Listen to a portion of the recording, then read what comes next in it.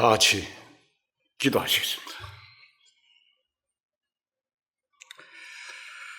우주와 그 가운데 만물을 지으신 하나님 아버지, 온 세계를 경영해 가시는 계획을 알게 하여 주신 은혜, 감사와 찬송을 드립니다.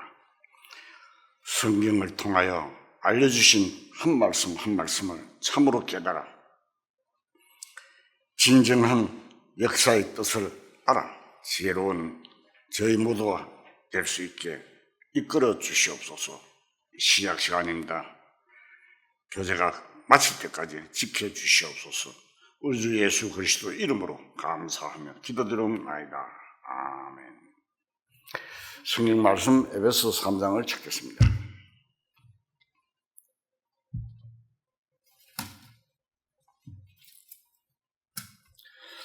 에베소 3장 9절에서 11절 말씀까지. 에베소서 3장 9절에서 11절 말씀 제가 읽겠습니다. 영원부터 만물을 창조하신 하나님 속에 감추어졌던 비밀의 경륜이 어떠한 것을 드러내려 하십니다. 이는 이제 교회로 말미암아 하늘에 있는 통치자들과 권세들에게 하나님의 각종 지혜를 알게 하려 하심니 곧 영원부터 우리 주 그리스도 예수 안에서 예정하신 뜻대로 하신 것이라.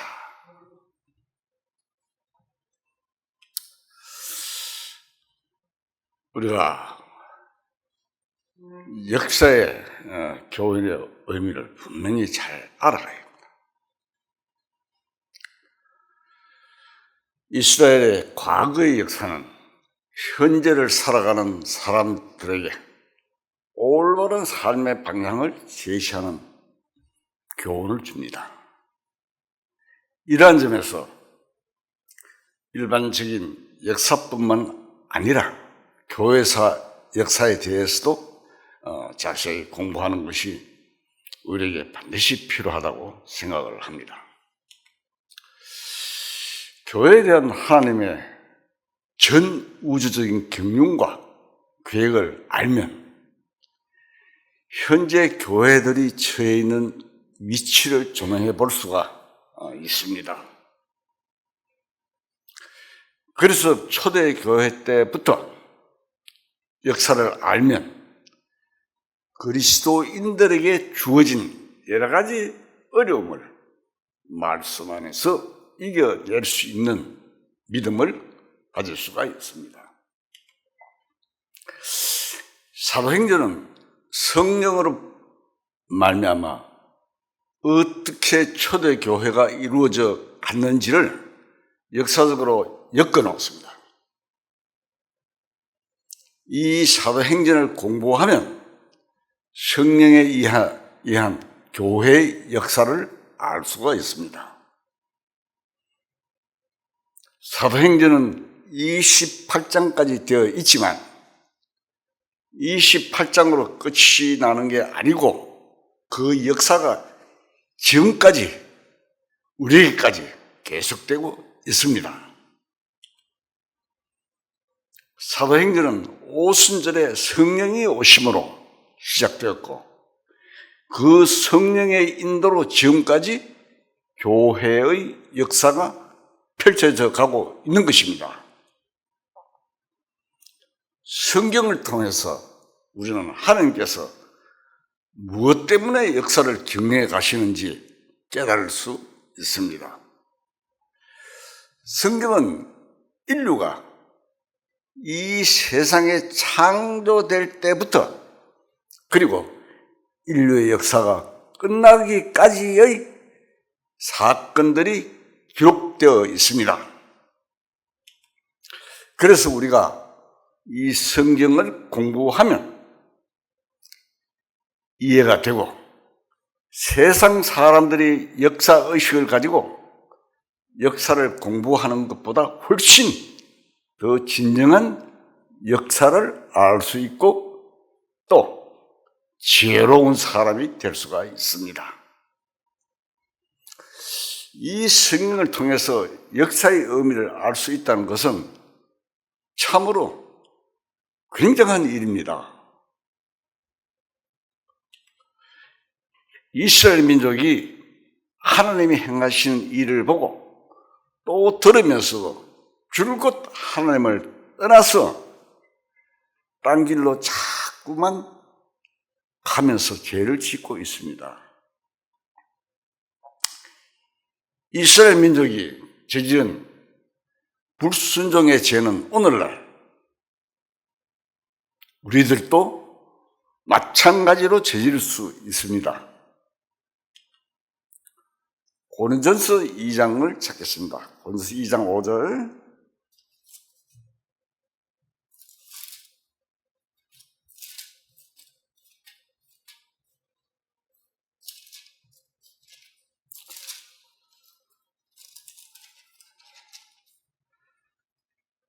고린도서 2장 5절부터 7절까지 제가 읽겠습니다. 너희의 믿음이 사람의 지혜에 있지 아니하고 다만 하나님의 능력에 있게 하려 하였노라.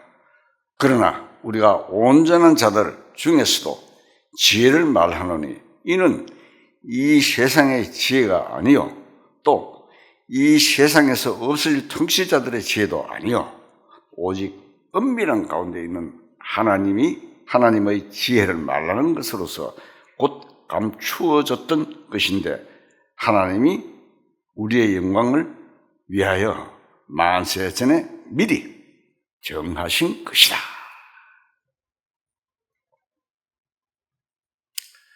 바울이 고린도 교회에 보낸 이 편지를 보면 지혜가 두 가지로 나누어져 있습니다. 세상 지혜와 비밀한 가운데 있는 하나님의 지혜와 완전히 구별되어 있습니다. 세상 지혜와 하나님의 비밀한 가운데 하나님의 지혜가 완전히 구별되어 있습니다. 하나님의 지혜는 연구해서 얻을 수 있는 것이 아니고 만세 전에 미리 정하신 것입니다. 우리가 성경에 보면은 주기도문 있죠. 주기도문에 보면은 뜻이 하늘에서 이루어진 것 같이 땅에서도 이루어지다라고 되어 있습니다. 가르쳐주신 주기도문에 보면은 현재 이 세상에 나타나는 하나님의 지혜는 전부 다 이 세상이 창조되기 전부터 있던 하나님의 뜻입니다. 하나님의 지혜는 역사라는 것은 창세 전에 하나님의 마음속에 품고 계시던 뜻이 시간을 따라서 이 세상 속에 나타난 것입니다. 그 하나님의 지혜를 우리가 계시에 의해서 배우는 것입니다. 그런데 하나님의 모든 지혜는 예수님으로 말미암아 우리에게 주어집니다. 예수님 안에는 하나님이 이 세상을 지으시기 전부터 가지셨던 하나님의 모든 지혜와 축복과 생명이 온전히 구비되어 있습니다. 그래서 예수님으로 말미암아 지혜가 이 세상에 나타났고 성령으로 말미암아 그것을 알 수 있도록 된 것입니다.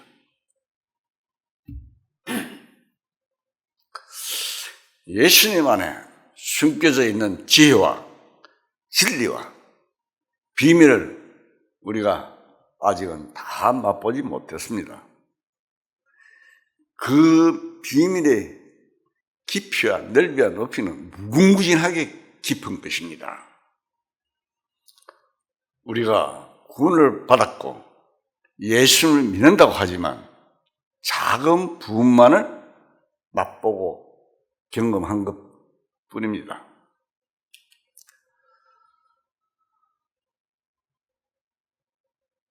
이스라엘 사람들 가운데는 조상으로부터 전해 내려온 이야기를 듣고도 그 뜻을 깨닫지 못하는 사람들이 많이 있었습니다. 요한 1서 1장 1절을 찾겠습니다.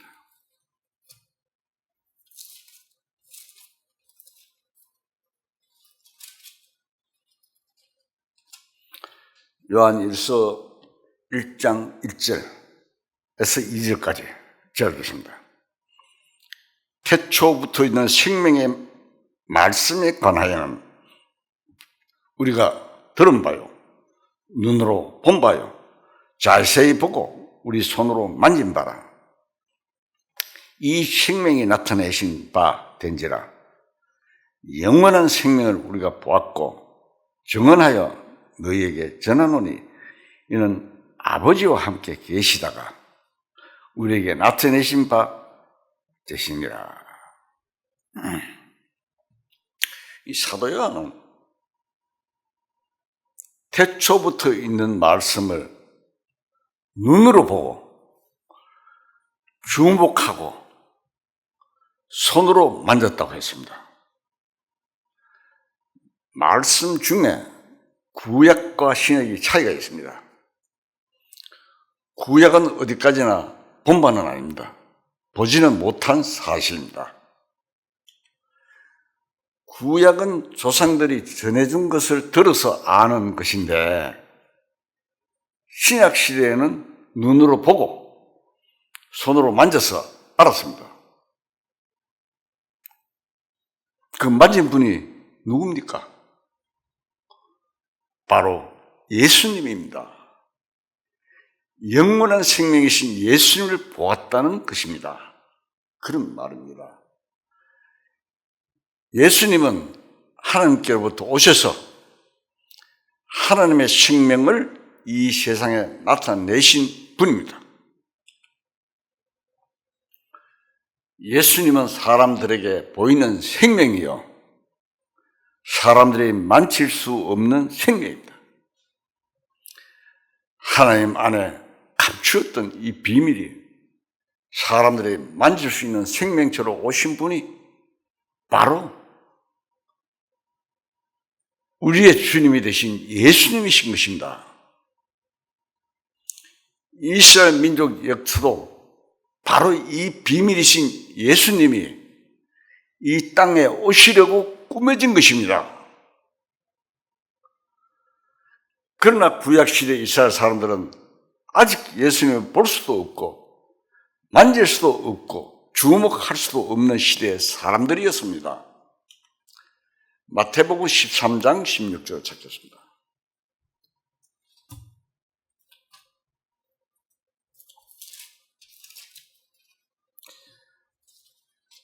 마태복음 13장 16절. 자, 찾겠습니다. 읽겠습니다. 그러나 너희 눈은 봄으로 너희 귀는 들음으로 복이 있도다. 내가 진실로 너희에게 이르노니 많은 선지자와 의인이 너희가 보는 것들을 보고자 하여도 보지 못하였고 너희가 듣는 것들을 듣고자 하여도 듣지 못하였느니라. 우리에게 성경 말씀은 주님께서는 계속 가르쳐 주시고 계십니다. 많은 선지자와 의인들도 구약시대의 성도들이었습니다. 그들은 예수님을 보지도 못했습니다. 현재 우리들은 예수님을 직접 보지는 못하지만 성령을 통해서 볼 수 있습니다. 영의 눈으로 보는 것입니다. 그러나 구약시대 사람들은 영의 눈으로도 하나님의 비밀인 예수님을 볼 수가 없었습니다. 베드로전서 1장 10절을 찾겠습니다.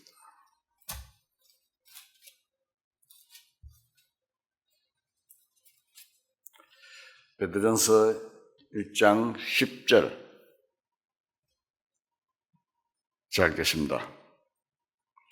이 구원에 대하여는 너희에게 임한 은혜를 예언하던 선지자들이 연구하고 부지런히 살펴서 자기 속에 계신 그리스도의 영이 그 받으실 고난과 후에 받으실 영광을 미리 증언하여 누구를 또는 어떠한 때를 지시하시는지 상고하니라. 이 섬긴 바가 자기를 위한 것이 아니요 너희를 위한 것이니 계시로 알게 되었으니 이것은 하늘로부터 보내신 성령을 힘입어 복음을 전하는 자들로 이제 너희에게 알린 것이요 천사도 살펴보기를 원하는 것이니라. 예수님이 오시기 전에 구약 선지자들은 부지런히 연구하고 살펴서 자기 속에 계신 그리스도의 영이 받으실 고난과 후에 얻으실 영광을 미리 증거하여 어느 시에 어느 때를 지시하였는지 상고하였다고 했습니다. 이사야서를 읽어보면 예수님이 대한 예언이 굉장히 많습니다. 이사야서를 보면은 이사야 선지자는 성령의 감동으로 예언을 했지만 현재 우리들이 예수님을 아는 것처럼 알지는 못했습니다.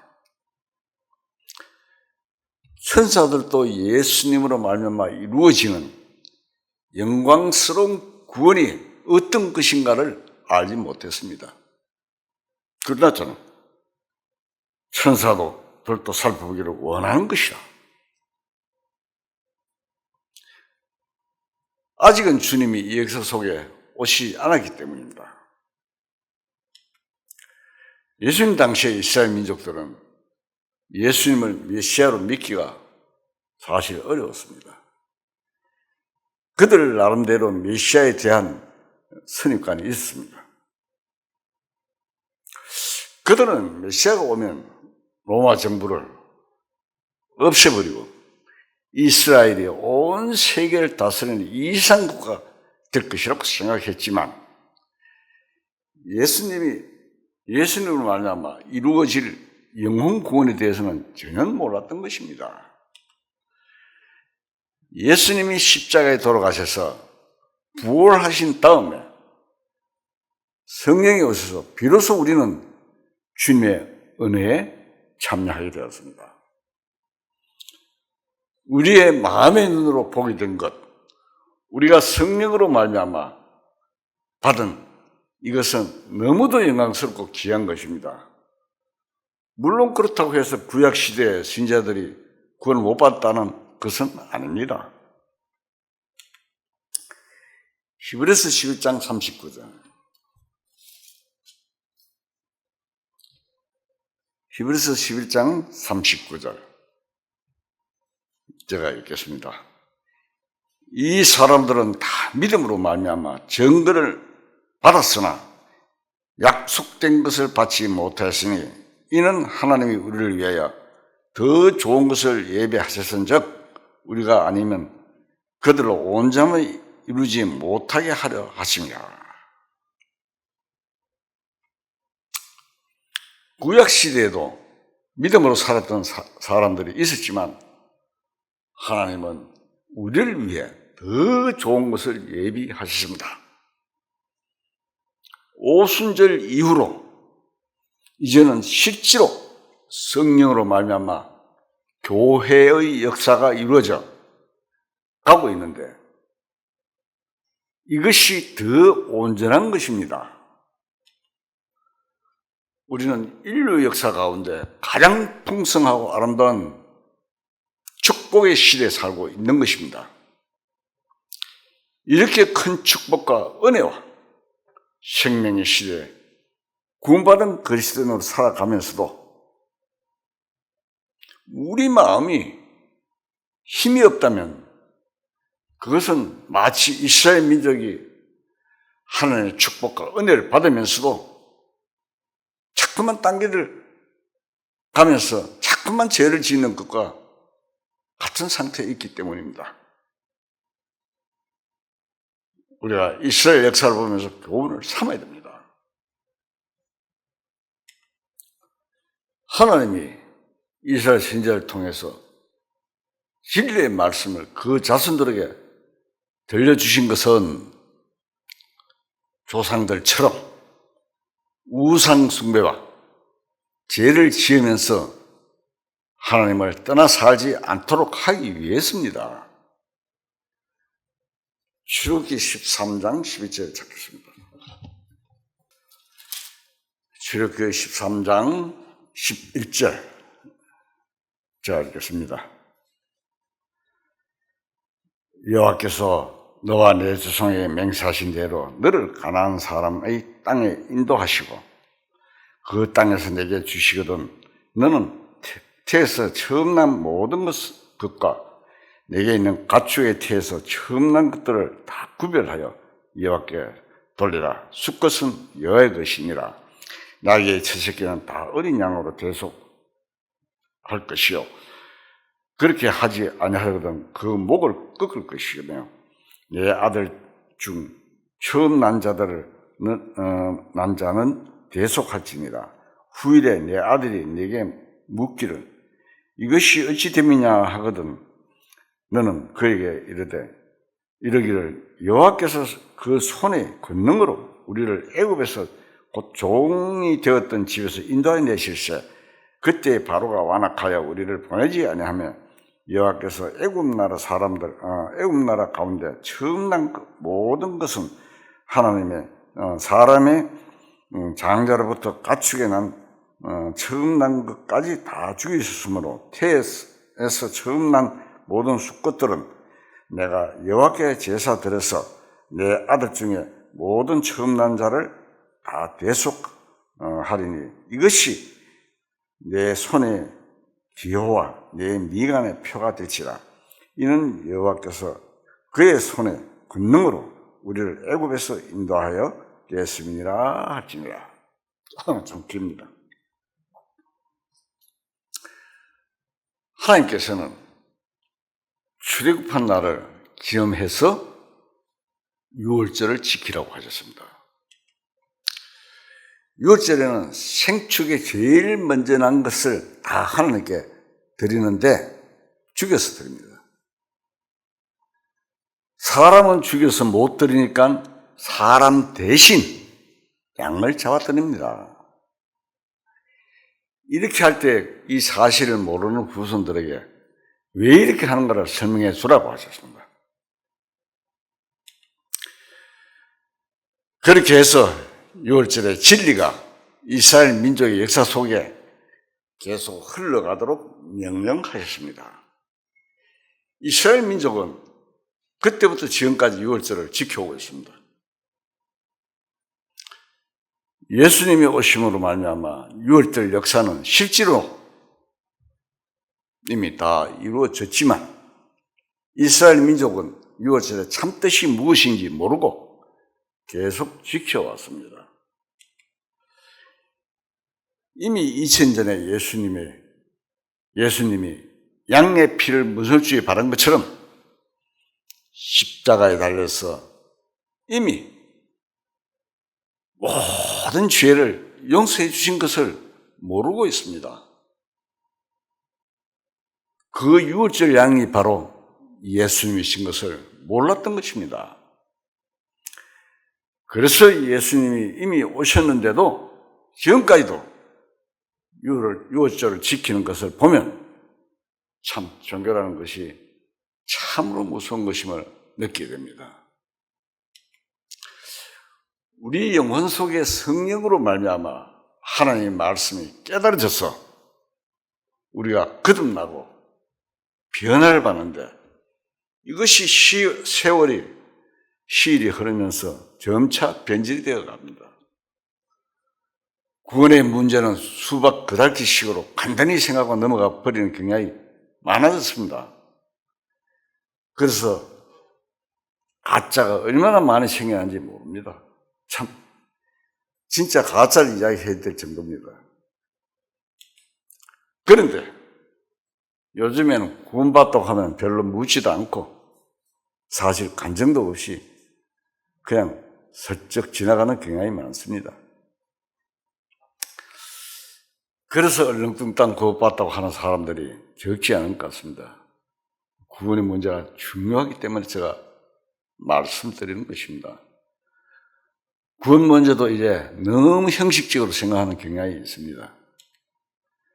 앞선 성도들은 구원을 받고 신앙생활을 할 때 어떻게 했습니까? 목숨을 걸어놓고 살았는데 요즘은 구원받은 사람들은 그렇지 않은 것 같습니다. 영원한 하나님의 계획 속에 있었던 것이 그런 교회 가운데 나타나서 그 큰 생명에 참여한 것이 너무도 큰 일인데도 요즘 사람들은 이 큰 구원을 그렇게 감사히 여기지 않는 것 같습니다. 만일 이러한 상태로 이렇게 세월이 오래 흘러가서 복음의 한 시대가 지나가면 그 다음에는 완전히 종교로 변하기가 쉽습니다. 옛날에도 각 교파 안에서도 구원의 역사가 있었습니다. 감리교 같은 데는 요한 웨슬레라는 성도가 시작된 굉장한 구원의 역사가 있었지만 점차 변해가서 종교가 되어버린 것입니다. 같은 성경을 읽고 신앙생활을 한다고 해도 생명 자체가 빠져나가 버리면 형식만 남게 되는 것입니다. 히브리서 2장 3절을 찾겠습니다.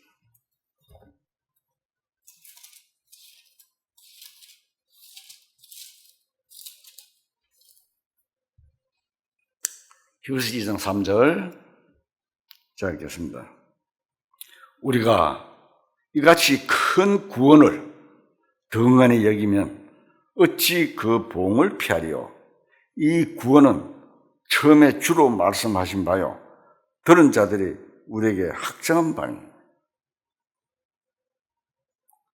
이같이 큰 구원은 창세 전에 하나님이 감추어 놓았던 비밀인데 이 엄청난 구원을 받고 우리가 과연 구원받은 그리스도인답게 생명을 걸고 사는가 한 번쯤 우리가 생각해 봐야 합니다. 고린도후서 5장 15절 찾겠습니다.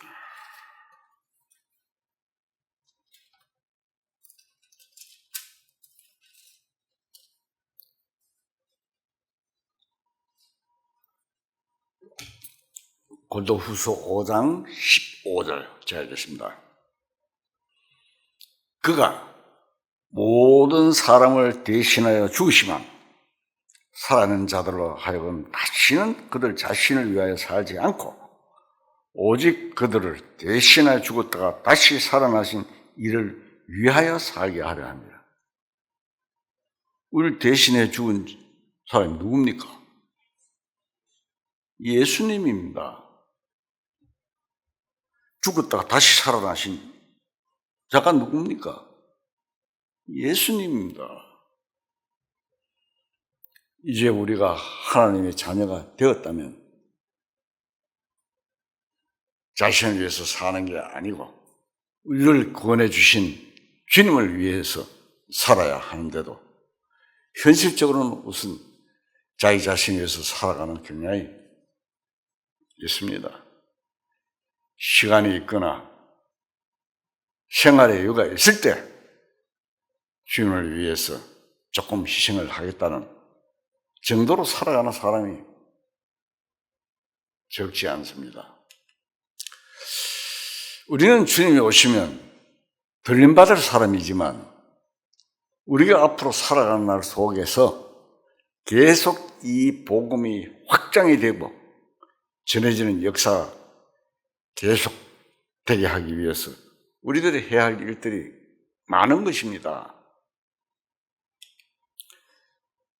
이스라엘 자손들로 하여금 유월절의 뜻을 지키고 신앙생활을 하도록 명하셨지만 나중에는 유월절이 완전히 형식되어 버리고 그 때문에 오히려 예수님을 배척하는 결과가 되었습니다.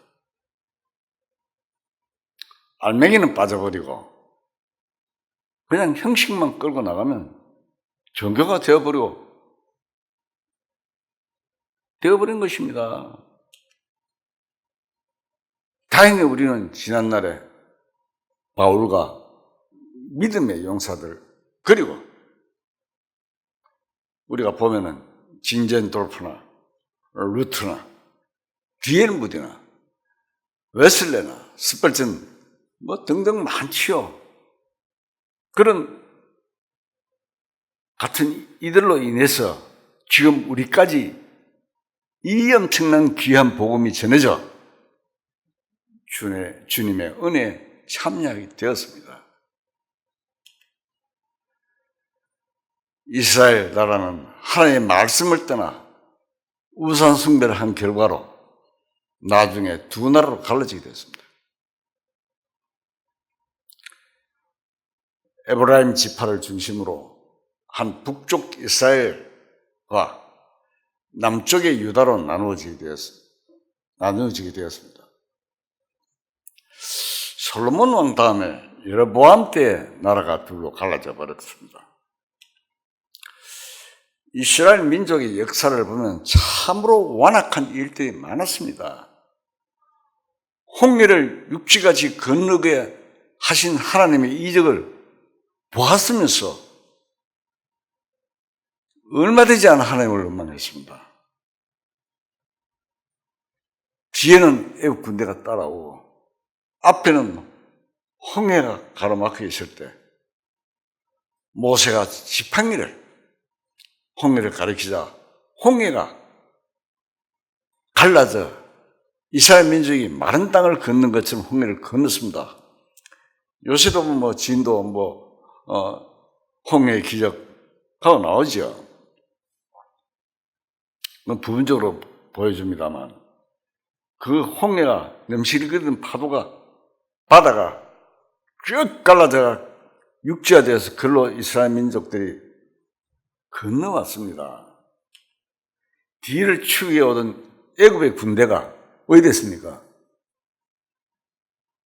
수장이 되는 큰 이적을 보았으면 광야에 있을 때 물이 없으니까 또 하나님을 원망했습니다. 그때 한번 추격해오는 것을 생각해 보십시오.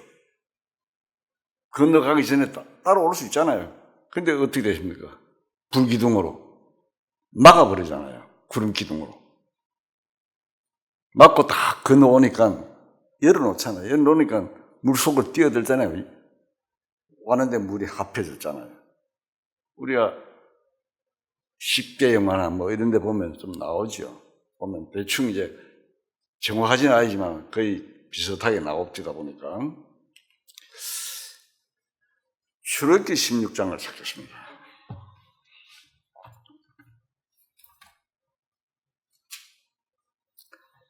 출애굽기 16장 1절에서 3절까지 보겠습니다.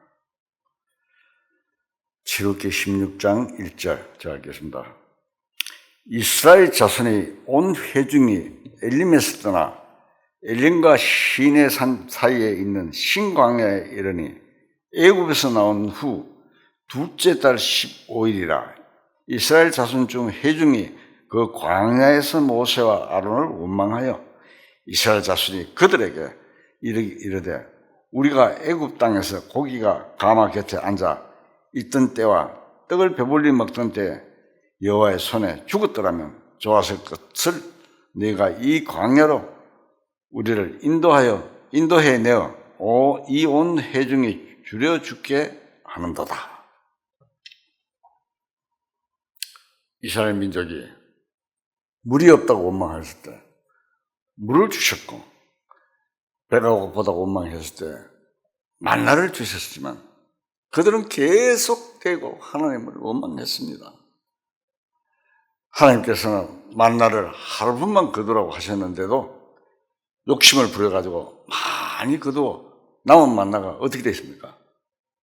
썩어버린 일들도 있었습니다. 이러한 일들은 현재 우리들의 신앙 생활 속에서도 나타납니다. 사람들은 보통 성경만 많이 읽으면 신앙생활을 잘 하는 줄 알지만 그렇지 않습니다. 물론 성경을 읽어야 합니다. 더욱 중요한 것은 그 성경 말씀이 생활에서 소화가 되어야 한다는 것입니다. 행동과 실천이 없이 성경만 많이 읽으면 영적인 소화불량이 되는 것입니다.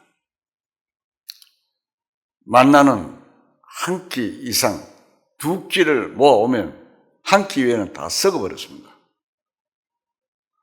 신앙생활은 하나님의 말씀을 먹으면서 그 먹은 것을 소화하는 생활입니다.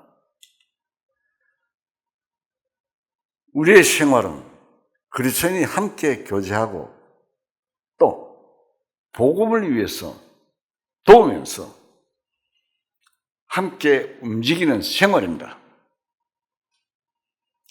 어떤 사람은 귀만 높아 듣기만 하지만 실천이 하나도 없는 사람이 있습니다. 그러면 그 들은 바 말씀이 아무런 소용이 없습니다. 어떤 사람은 요새 유튜브에서 이쪽 들어보고 저쪽 들어보고 뭐 사방을 헤매면서 듣는다고 그래요. 그런데 사는 생활은 이방인이나 똑같습니다. 오히려 더 못합니다. 그럼 말씀이 무슨 소용이 있습니까? 하나님께서는 이스라엘 민족이 지나친 욕심을 내어서 만나를 끌어모으고 메추라기를 배가 부르고 먹었을 때 그들을 징계하셨습니다. 그들이 만나와 메추라기를 먹고 배불렀을 때 그들을 치신 것은 무언가를 깨닫게 하려고 하신 것입니다. 민수기 11장을 찾겠습니다. 민수기 11장 31절.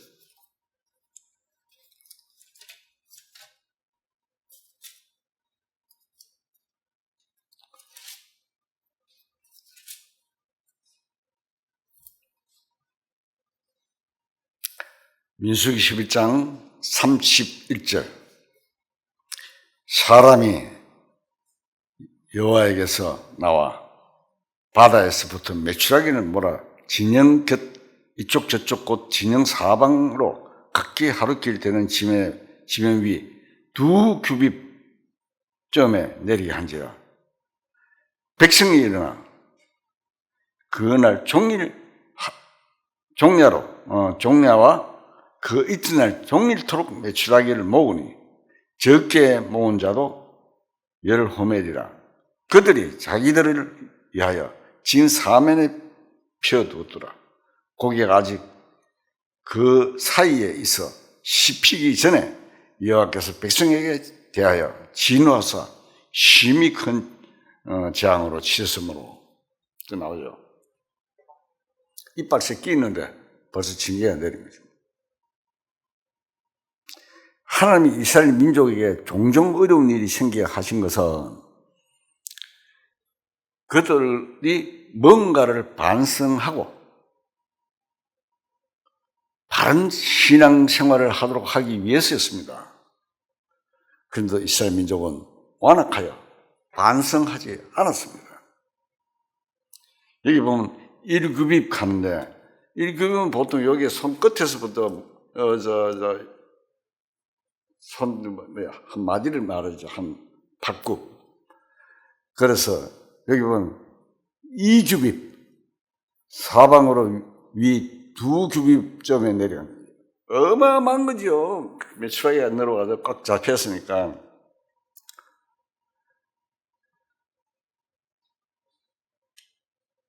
이스라엘 민족은 만나와 메추라기를 먹었는데 이 만나는 성경에서 보면은, 신약 성경에서 보면 예수님입니다. 요한복음 6장을 찾겠습니다. 요한복음 6장 54절.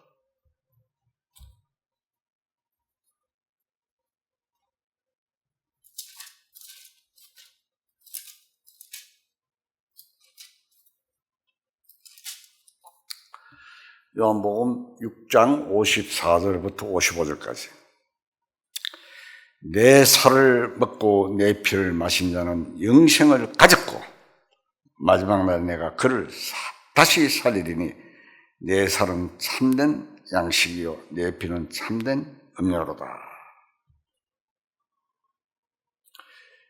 예수님이 하늘로부터 온 양식이고 만나라는 것을 알 수가 있습니다. 그리스도인이 된 다음에도 계속적으로 예수님을 먹어야 합니다. 예수님을 먹으면서 산다는 것은 십자가의 질을 계속적으로 알아가면서 믿음이 성장해 가는 것을 말합니다. 우리의 죄는 예수님 피로 영원히 해결되었지만 시간이 지나서도 해결이 되지 않는 것이 있습니다. 바로 주님이 걸어가신 십자가의 길을 함께 걸어가야 하는 것입니다. 이것은 일평생의 과정입니다. 우리의 신앙생활도 죽음의 골짜기를 통과하지 않으면 해결되지 않습니다. 그래서 예수님이 십자가를 지고 나를 따르라고 하신 것입니다. 누가복음 9장에 나오죠. 한번 봅시다. 누가복음 9장.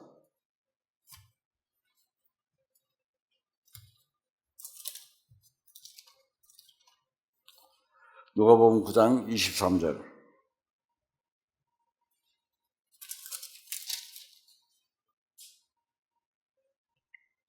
자, 읽겠습니다. 또 우리에게 이르시되 아무든지 나를 따르거든 자기를 부인하고 날마다 제 십자가를 지고 나를 따를 것이니라. 누구든지 제 목숨을 구원하고자 하면 잃을 것이요 누구든지 나를 위하여 제 목숨을 잃으면 구원하리라. 자기를 부인하고 날마다 제 십자가를 지고 나를 따르라. 주님이 말씀하셨습니다. 십자가를 지고 주님을 따른다는 말이 죽는다는 뜻입니다. 십자가는 죽음의 형틀입니다. 내가 죽는 만큼 예수님이 내 안에서 살아납니다. 바울은 부활의 권능에 참여하기 위해서 십자가를 지고 죽는 경험을 간증했습니다. 기록에 보면 나는 날마다 죽노라 했습니다. 신앙생활은 십자가를 지고 주님을 따르는 일평생의 생활입니다. 어떤 사람은 한 번 평안을 안식을 깨달았으면 모든 것이 다 해결된 것처럼 이야기하는데 그것으로 다 된 것이 결코 아닙니다. 여전히 죽음을 경험하면서 살아가야 하는 문제가 있는 것입니다. 신앙생활은 항상 육신이 무너져가는 과정이 필요합니다. 그래서 우리에게는 이스라엘 민족이 광야 생활 속에서 고통하고 괴로워했던 것처럼 여러 가지 시련과 어려운 일들이 많이 지나가는 것입니다. 이 어려운 과정들을 통해서 우리가 차츰차츰 내 자신이 죽어가고 점점 주님이 내 안에 새 생명으로 나타나게 됩니다. 육신이 처리되어야 됩니다. 이스라엘 민족은 하나님의 위대한 능력과 하나님의 기적과 이적과 기사를 눈으로 보았으면서도 하나님을 배반하고 죄를 지으면서 살아갔습니다. 기록을 보면 참 어떻게 저렇게 한심하나 할 정도로 살아갔습니다. 그래서 현재 우리들을 위해 이 일에 대한 교훈을 삼아야 합니다. 하나님의 백성들이 때로는 하나님을 원망하기도 하고 시험하기도 하는데 그 행한 일에 대하여 응원의 조치를 하나님께서 하셨다면 그들은 다시 심판을 받아 죽어버렸을 것입니다. 현재 우리에게도 하나님을 시험하는 일들이나 죄를 짓는 일들이 종종 있습니다. 우리가 깊이 뉘우치며 반성해야 할 일들이 참 많습니다. 만일 이것을 하나님이 죄대로 처리하신다면 우리가 살아 있을 수 있겠습니까? 살아 있을 수 없습니다. 그러나 우리들의 죄가 많고 하나님께 합당치 않은 면이 많을지라도 하나님이 우리를 당장에 심판하시지는 않습니다. 우리 인간들이 육체뿐인 헐뭉치고 가치 없는 나약한 존재된 것을 하나님은 아십니다. 그래서 우리를 멸하지 않으시고 진노를 참으시는 것입니다. 우리 자신이 똑똑한 것 같이 선한 것 같이 여기면 하나님 앞에 인정받지 못합니다. 내 열심이나 노력은 하나님 앞에 인정될 수가 없습니다. 하나님께서는 내가 아니고 내 안에 살아 계시는 주님만을 인정하십니다. 우리가 성령을 쫓아 행하는 것은 주님의 일이지 내 일이 아닙니다. 그래서 그것만 인정되는 것입니다. 풀과 나무나 짚은 다 타버리고 인정되지 않습니다. 금은 보석만 남게 됩니다.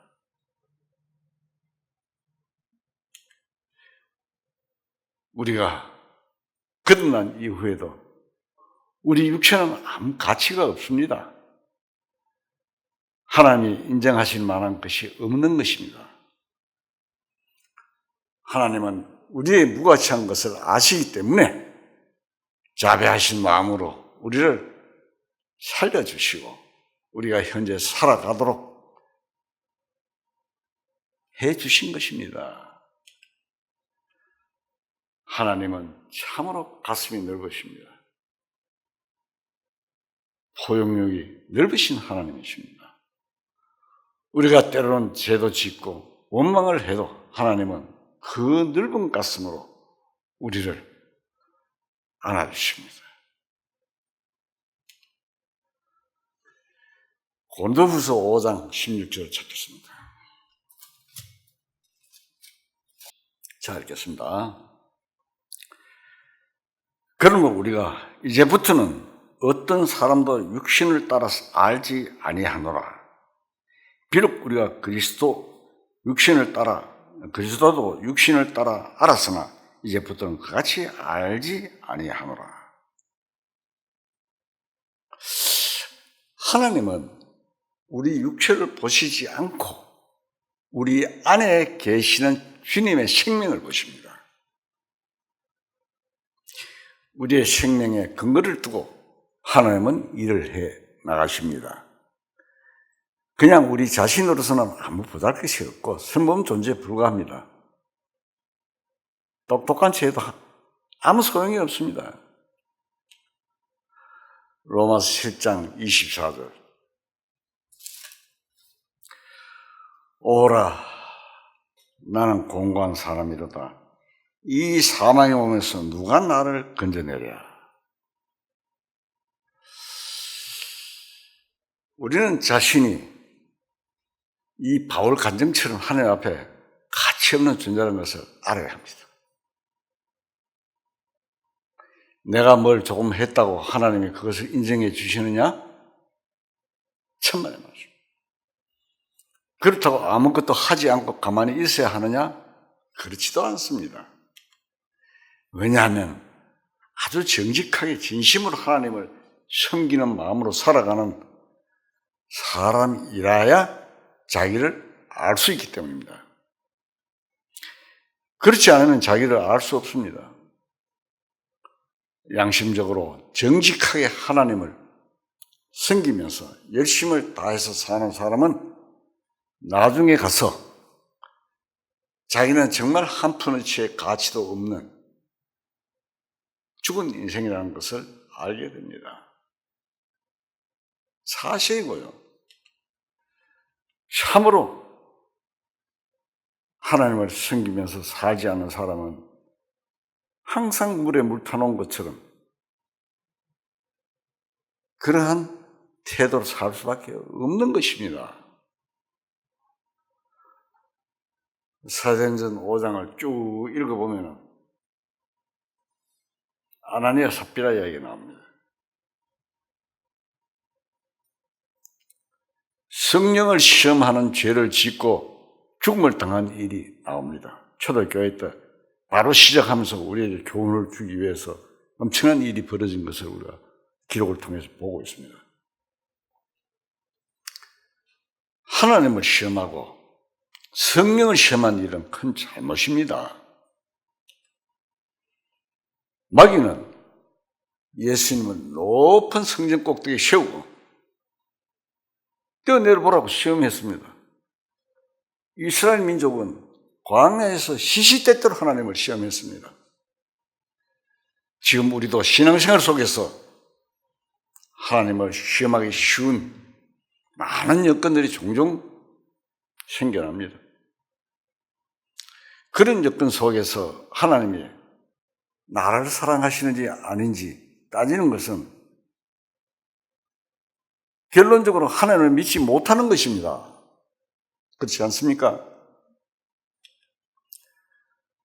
하나님은 인간하고 다릅니다. 절대자이십니다. 하나님의 생각은 내 생각을 초월해 계십니다. 하나님의 뜻과 은혜 속에 이렇게 되면 이렇게 되든 저렇게 되든 자신을 완전히 맡겨버리는 것이 믿음의 생활인데도 우리는 하나님을 원망하고 시험하는 것입니다.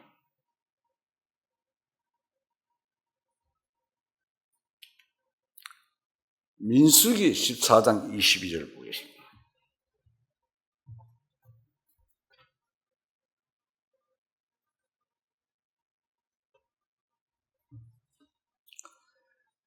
민수기 14장 22절.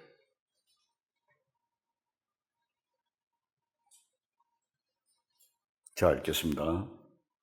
내 영광과 애국과 광야에서 행한 내 이적을 보고도 이같이 10번이나 나를 시험하고 내 몫을 청종하지 않은 그 사람들은 내가 그들의 조상들에게 맹세한 땅을 결단코 보지 못할 것이요 또 나를 멸시하는 사람은 한 사람도 그것을 보지 못하리라. 이스라엘 사람들이 애굽에서 나올 때는 에만 장정만 해도 60만이 나왔는데 애굽에서 나온 사람들 중에서 여호수아, 갈렙 두 사람만 말고는 한 사람도 가나안 땅에 못 들어갔습니다. 왜? 하나님을 시험했기 때문입니다. 이제 기록되어 있잖아요.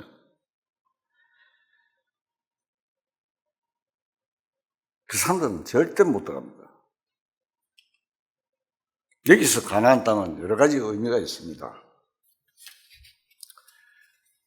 개인적으로는 마음의 안식을 얻는 것이지만 그것도 있지만 그 다음에는 교회가 형성되고 되는 것이고 역사적으로 주님이 오시면 이루어질 천년왕국이 가나안 땅입니다. 구원받고 나서도 육신대로만 사는 사람은 육신이 심판 되지 않고는 가나안 땅에 들어갈 수 없습니다. 자, 롯의 처가 어땠습니까? 바로 그런 경우입니다. 하나님께서는 역사적으로 딱 교훈을 주십니다. 육신이 소욕대로만 흘러가는 사람은 하나님을 시험하면서 살아가야 되는데 거기에는 징계가 뒤따릅니다. 우리가 신앙생활 하는데 가장 장애가 된 것이 뭡니까? 바로 우리 육신입니다. 하나님은 이스라엘 민족을 애굽에서 인도에 내어서 가나안 땅에 들여보내 그 땅을 나누어 가지고 살게 하였음에도 불구하고 그들은 그 가나안 땅에서 이방 사람들이 섬기는 신을 섬기고 산당에서 제사를 드리는 죄를 지었습니다. 하나님이 참 기가 차지 않았겠습니까?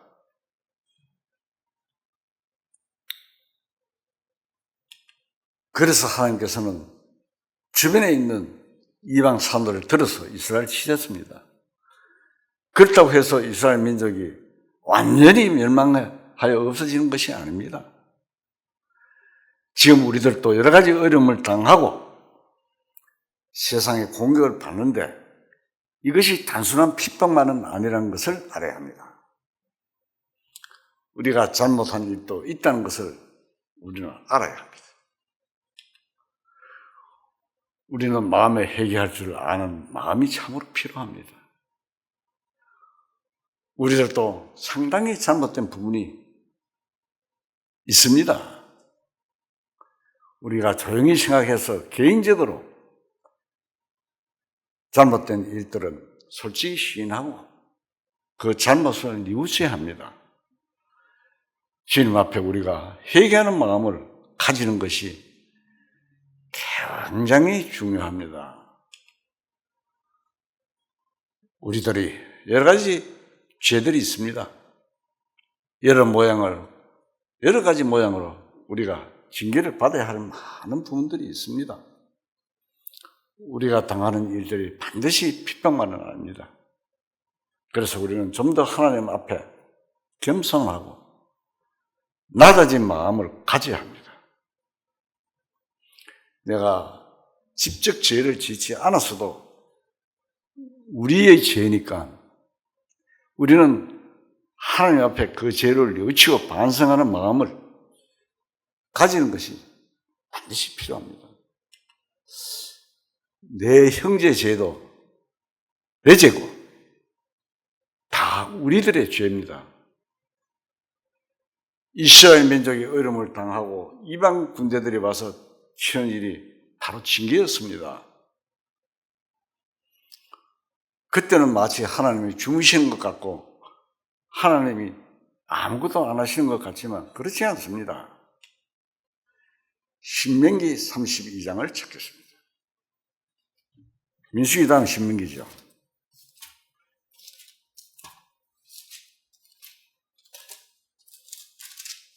신명기 32장 9절에서 10절 말씀.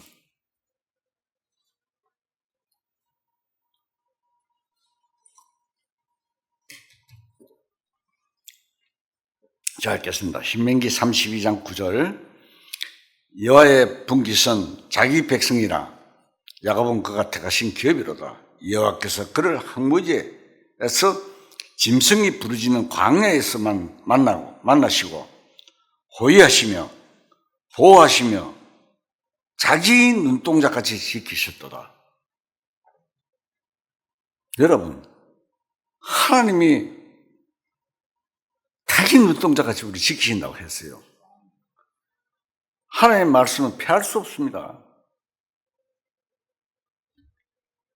하나 더 찾아봅시다. 시편 17편 8절. 시편 17편 8편입니다. 자, 읽겠습니다. 나를 눈동자같이 지키시고 주의 날개 그늘 아래 감추사. 자, 신명기도 나오고 시편도 나오고 하나님께서는 우리를 하나님의 눈동자 같이 우리를 지키신다고 약속하셨습니다. 우리는 누굽니까? 하나님의 백성입니다. 흙덩이 같은 우리 인간들이지만 그래도 결국 우리를 통해서 하나님이 마지막 일들을 하시고 계십니다.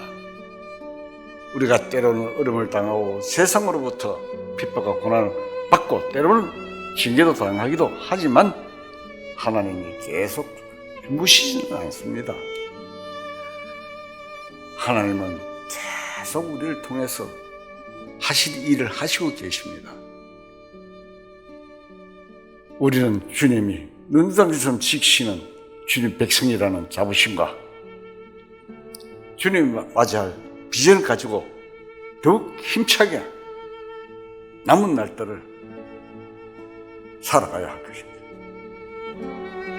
다 같이 기도하시죠.